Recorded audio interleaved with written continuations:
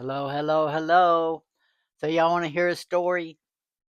So Miss Peggy's got a story for you today. So y'all go get your cappuccino or your favorite drink.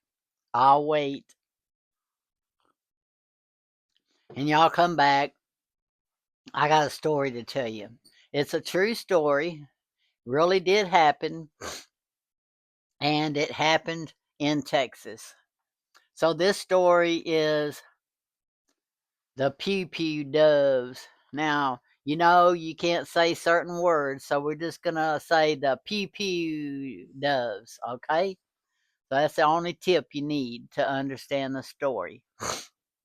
So, this pew pew dove story was 1969 or around September, October, whenever dove season hits Texas. And that's usually during the Thanksgiving seasons. So,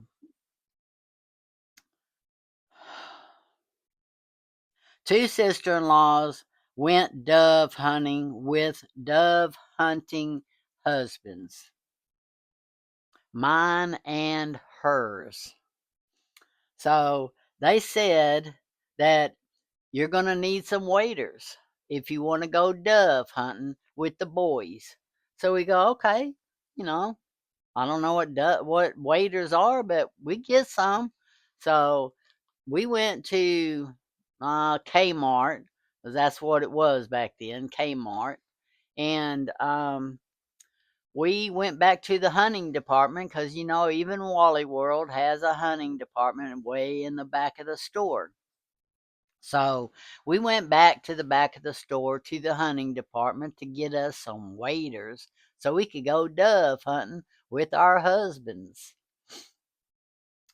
So after we got our waders and we got back to the house, the husbands was telling us that now we got to get up really early to go dove hunting.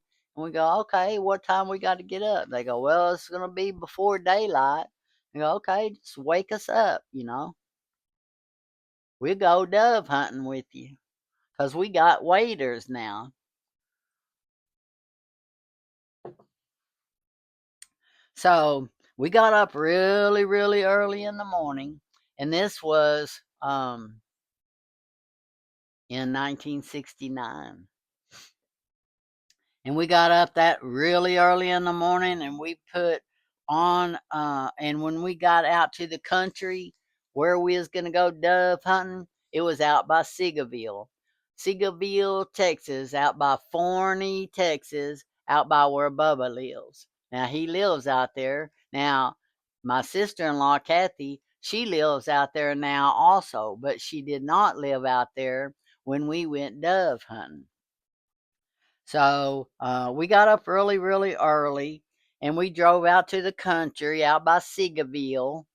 And we all got out of the car, and all you could see out there is dirt roads, barbed wire fences, and fields. We were out in the middle of just fields. Now, my husband said that he knew somebody at work that said that he could go dove hunting on his property. So it was somebody we knew or he knew their property. So we weren't trespassing. We were there because somebody said we could be there. So when we got out in the middle of nowhere,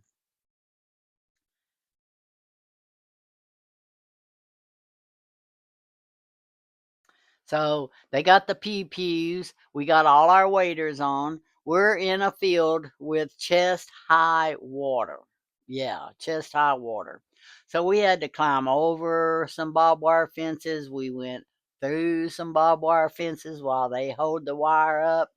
And we walked across a few fields and through some more barbed wire fences. And we got to a place that they said that we were going to go dove hunting at out in this one field. And so my sister-in-law said that her waders were taking on water and she was getting wet. So somehow or another, climbing through the barbed wire, over the barbed wire and stuff, she sprung a leak in her waders. And I'm not sure where the hole was, but she was taking on water. And, that's miserable when you're taking on water and you're trying to walk through water. So the guys had a real good idea, and they said, "Okay, well, they hated that you're getting wet, but um, let's just get y'all out of the water, so you'll be dry, and we can continue to go hunting." And so they found a tree. I think it was a mesquite tree. I'm not sure. It probably is a bigger tree than that. It could have been an oak tree. I really don't know. All I knew is it had a big old limb coming across right above the fence line. Then it had another big limb coming up above that line. So we climbed up in the tree onto the branch. It's a good sized branch to hold two girls. That's, less than 100 pounds at 20. And so we perched up on the limb and started to get comfortable. And then the guys continued on across the field to go hunting. And they said that to wait there and then they'd come back and get us when they finished hunting. And we said, okay. So, we set up in the tree and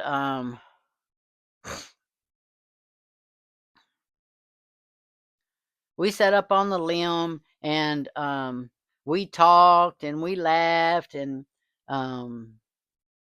we're talking and having conversations. And then all of a sudden, we looked at each other because we heard something. And we're going, what is that? And we kind of looked. So the wives looked at each other and said, that sounds like BBs raining down on our tree.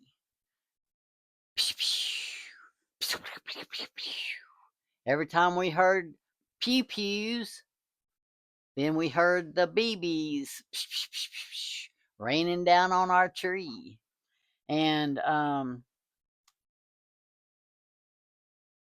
then we looked at each other and said, they're shooting our way. And they're shooting over our heads because we heard the guns. Then we heard the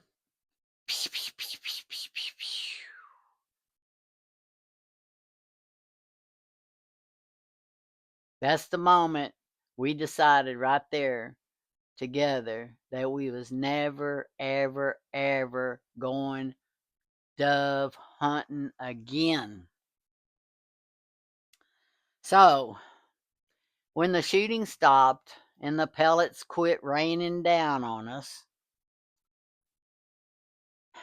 and we decided not to ever do that again.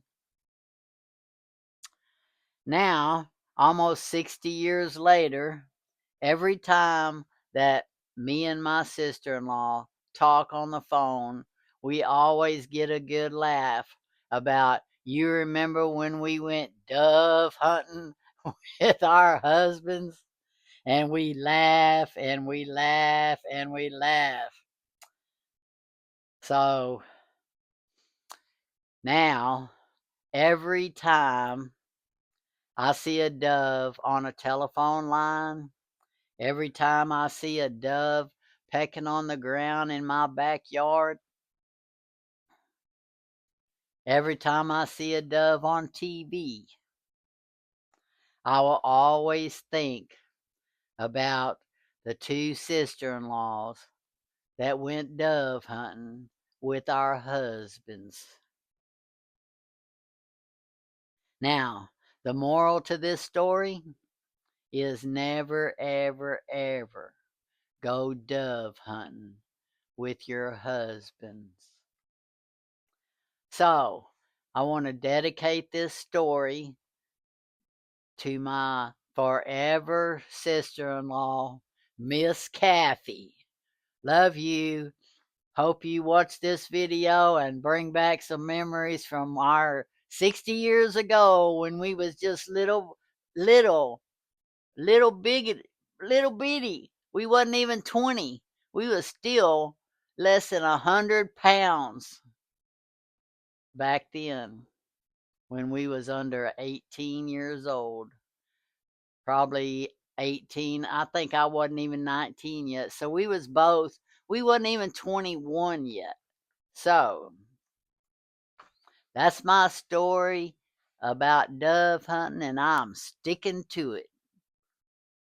Adios from North Texas, and goodbye from Cowtown, and I'll see you in my next video. Bye now.